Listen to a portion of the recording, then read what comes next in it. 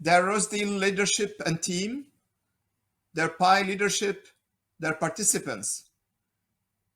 Good morning, good afternoon, bonjour, ni hao, bom dia, merhaba. A very warm greetings from UNESCO headquarters in Paris. I thank you for the honor to invite me as a keynote speaker to this prestigious Global Education Summit to share the vision of UNESCO in shaping the future of education. I congratulate the organizers for a timely and relevant focus of the summit and acknowledge your valuable efforts to promote and enhance innovation, support sector collaboration and continuous development, and ensure sustainable growth in global education. I wish also to congratulate Rosedale for being highly recommended in its category for the Pioneer Award. This is indeed a recognition of the efforts of its leader and teams in advancing education at a global scale. Almost 2 years in the COVID, while together with my colleagues, I have been leading the work of UNESCO in shaping education response and coordinating UNESCO Global Education Coalition. I also learned that it takes collective intelligence to fix contemporary problems. In my preparation of the intervention today, I looked at the summit agenda, the speakers, and their background, and I'm impressed by the diversity of the speakers and the broad perspective they will bring into the discussion. The focus on innovation, higher order skills, teachers and pedagogies, as well as cooperation among key stakeholders, such as K-12 and university actors, are critical issues. And I hope that my keynote speech will contribute to framing the discussion today. Dear colleagues, today we are facing a crisis unlike any in recent history of humankind. The magnitude of the crisis is unparalleled. COVID-19 shattered schools around the world, leaving more than 1.6 billion children out of school early in the pandemic. Today, full and partial school closure continue to affect millions of students worldwide. And when they open schools have to apply sanitary protocols and continue affecting the quality of education and learning and the well-being of students, teachers, and more broadly, the teaching staff. A whole generation of young people that is being severely affected and risks seeing their lives and career affected permanently. The same generation and all humankind are also being affected by more structural crises, climate change and the loss of biodiversity, crisis of democracies and attack on human rights, and violent extremism that we see emerging in different parts of the world. Therefore, we all have such profound obligation to build a more inclusive world, driven by our ideals on human rights, equity, inclusion, and gender equality, and our unyielding hope for better lives, no matter who we are, where we come from, what's our name, religion, ethnic group, or the color of our skin. Indeed, we also need to reiterate our resolve to act firmly against discrimination and hate speech that are spread particularly through social media.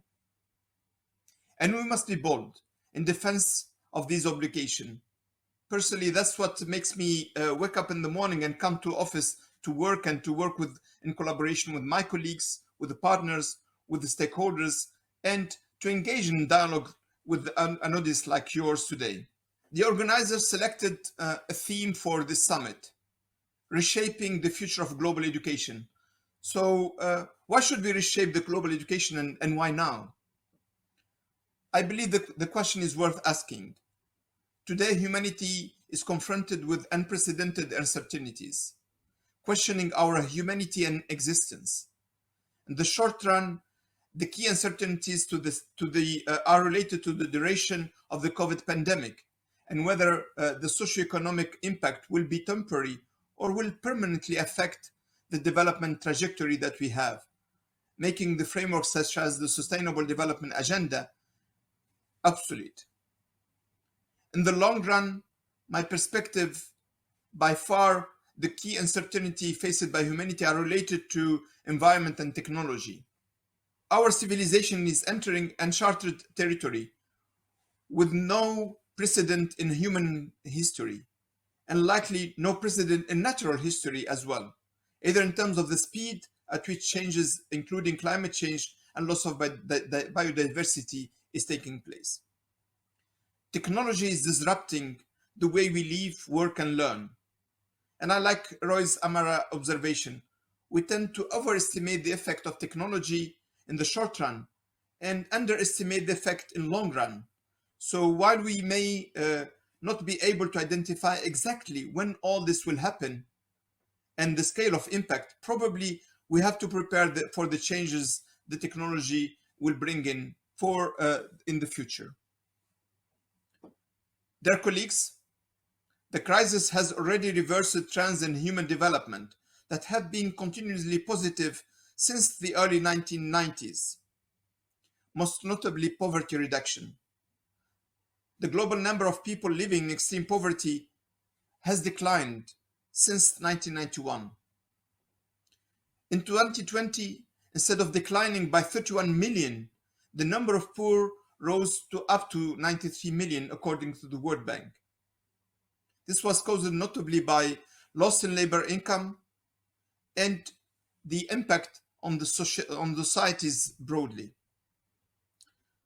Other key reversals are in education. School and workplaces has led to dropout and poor learning outcomes, even as the world was already going through a learning crisis. Democracies and social cohesion are also affected by the outbreak of the coronavirus. For instance, the average global score in the 2020 Democracy Index fell from 5.44 in 2019 to 5.37. This is by far the worst global score since the index was established in 2006.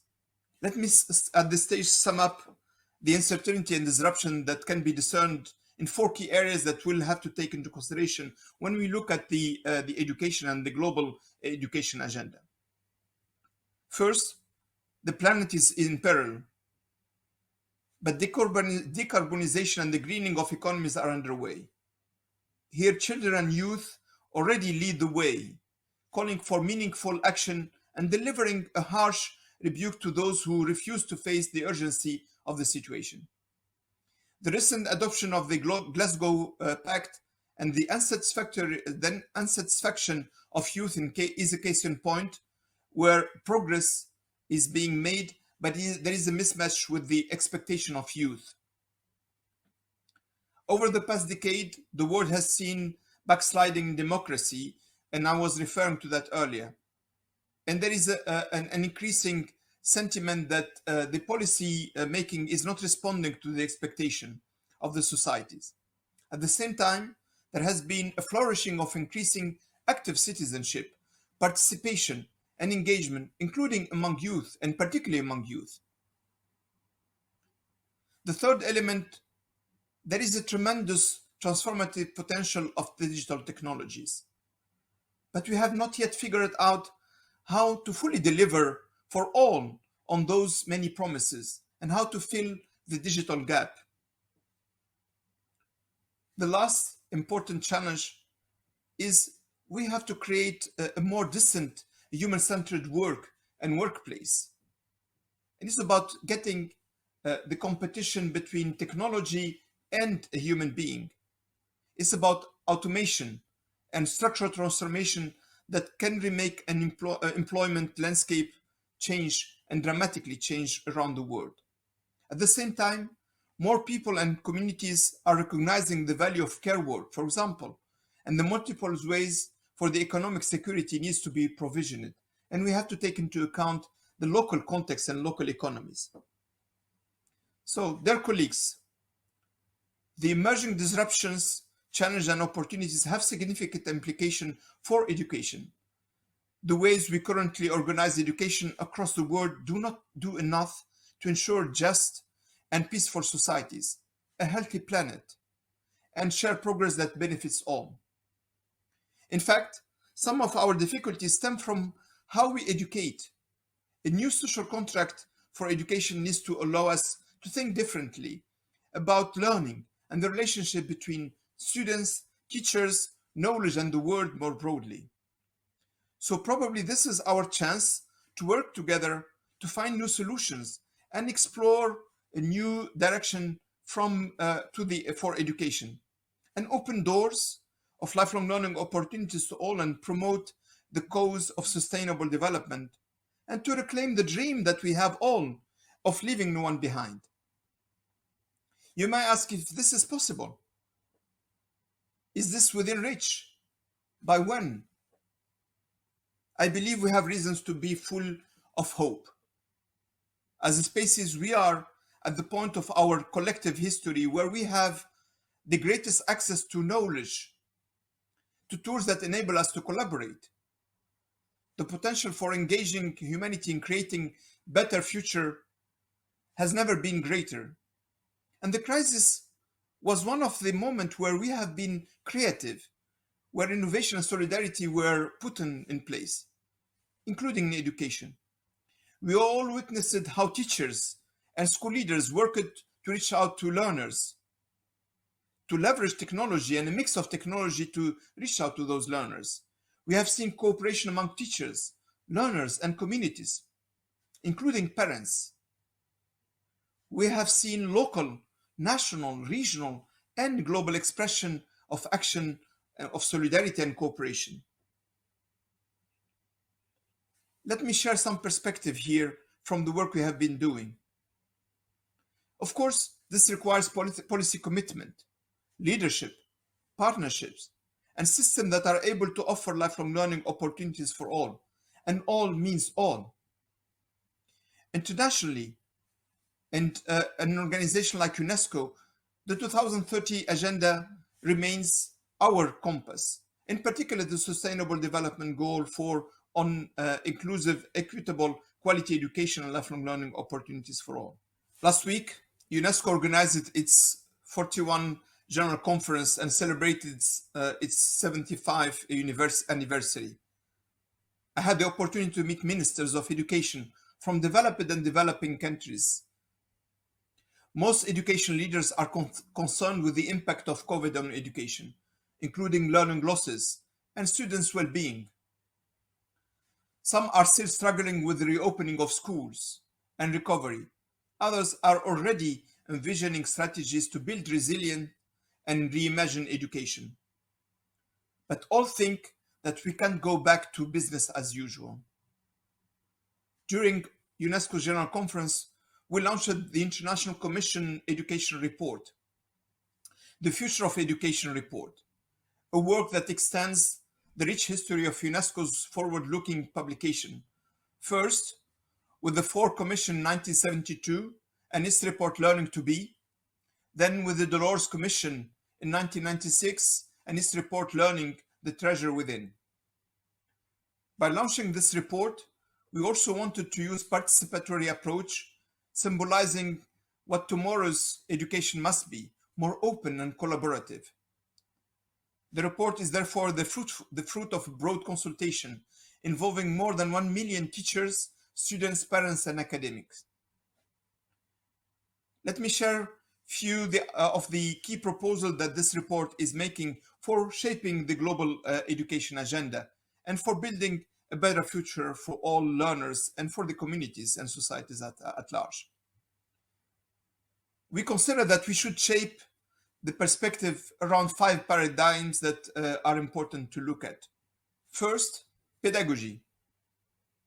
We need to move from focus on teacher-driven lessons centered on individual accomplishment to instead emphasize cooperation, collaboration, and solidarity. Curricula. Today they are often organized as a grid of subjects and need to shift to emphasize higher order thinking, ecological, intercultural, interdisciplinary learning. Teachers and teaching needs to move from being considered an individual practice to becoming further professionalized as a collaborative endeavor. And we have seen this in terms of the community of practices that evolved during the COVID crisis. Schools are necessary global institutions that need to be safeguarded, There was a myth during the COVID that we can live without schools. Schools are needed because they're not needed only for education purposes. They're needed for social integration, for meal and nutrition, for health, for well-being. And this is important that we safeguard the schools. However, we should move from the imposition of a universal model, one size fit for all model, to reimagine schools, including architecture, spaces, timetable, and student groupings in diverse ways. And the fifth is that we have to take into consideration different times, spaces, and setting for learning. We should move from thinking of education as mostly occurring in schools and at certain ages, and instead welcome and expand education opportunities everywhere for everyone, every time. Dear colleagues, this is a call to forge a new social contract for education, governed by quest for a fair, inclusive, and quality global education. So what will drive this, and how we can achieve a fair, inclusive, and quality global education? I see three drivers that potentially can advance this agenda. The first is, I believe we need to actively support global solidarity and international cooperation. A fair and inclusive global education requires a renewed commitment to global cooperation in support of education as a common good, promise it to everybody, and offer a just and equitable cooperation among state and non-state actors. The international community has a key role to play in helping state and non-state actors, and to play an important role in advancing the Sustainable Development Goal 4. Second, we need common languages, common principles, and standards for quality. International agreements, conventions, recommendations are a tool for that. We have already a set of recommendation and agreement, such as the Convention on the Right to Education, a regional and global convention on the recognition of higher education qualifications, and a recommendation on open educational resources. However, more common standards and principles have to be adopted, probably to accompany the changing landscape and to anticipate on future changes. For instance, areas such as teacher qualifications, digital transformation of education, ethical use of artificial intelligence and algorithm in education, data protection and security of learners in particular. Third, we need to ensure that non-state actors such as your platform are fully engaged with the global agenda, such as the development agenda and the Sustainable Development Goal 4, as I mentioned earlier. This also means that your voice is heard and your perspective and interests are taken into consideration. Dear colleagues, UNESCO will continue its effort to build a multilateral relationship in education. We will do so through reviewing the global education architecture and involving the wider community in advancing and steering the Sustainable Development Goal 4. We should also commit to a global education that advances the right of all people, because when societies harness the potential of all their learners and citizens, these societies are more successful, they are more prosperous, and they are more just. This is the future we seek. This is the future we want. This is the work we should do, and we will carry on together for international cooperation and solidarity, for inclusive growth and prosperity, and for the well-being and dignity of all people. I wish you a successful and rich summit, and I look forward to the outcome of the discussion today. I thank you very much.